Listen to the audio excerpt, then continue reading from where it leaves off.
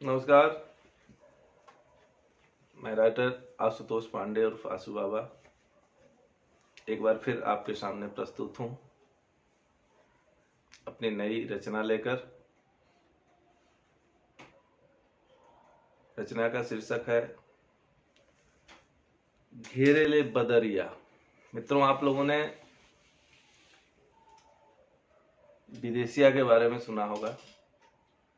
बहुत ही प्रचलित नाटक विदेशिया, परमादरणीय श्रद्धेय भिखारी ठाकुर जी के रचना। उन्हीं पर मैंने कोशिश करी है कुछ अपने शब्दों को उकेरने की, प्रस्तुत करने की। एक बार आप मुझे जरूर मार्गदर्शन दीजिएगा। तो आइए रचना की ओर। भादो के अन्हारी राती घेरेली बदरिया से, भादो के अन्हारी राती घेरेली बदरिया से, बरखा बरखे मूसलधार रे ननदिया, बरखा बरसे मूसलधार रे ननदिया, उठेला करे जाहू का कईनी हम कवन चूक, उठेला करे जाहू का कईनी हम कवन चूक, अकेला डर लागेला से जरिया ननदिया,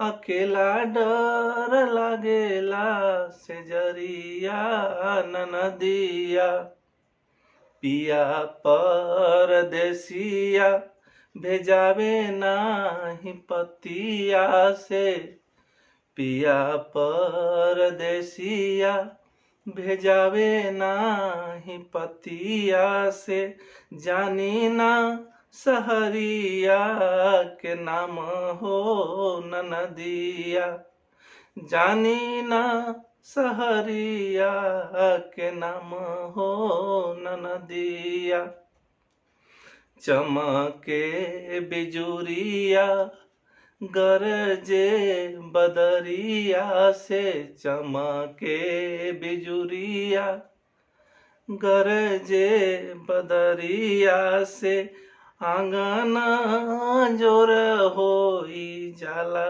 रे ननदिया, आंगना जोर होई जाला रे ननदिया, दादूर के बोलिया, दादूर के बोलिया सुनाला चाहूं ओरिया, दादूर के बोलिया सुनाला चारू ओरिया, दुआरा कुहू के कोई लरिया ननदिया, दुआरा कुहू के कोई लरिया ननदिया। आइए अंत में।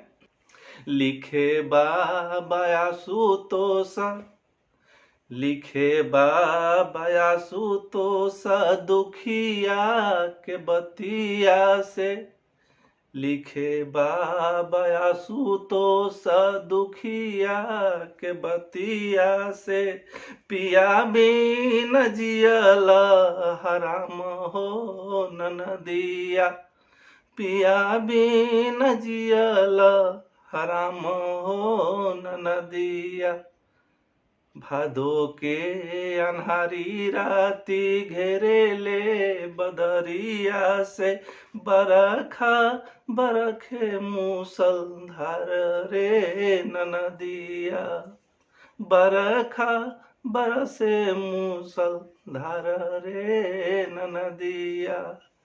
धन्यवाद। रचना कैसी लगी एक बार जरूर बताइएगा। जय जय भोजपुरी, जय भोजपुरिया माटी।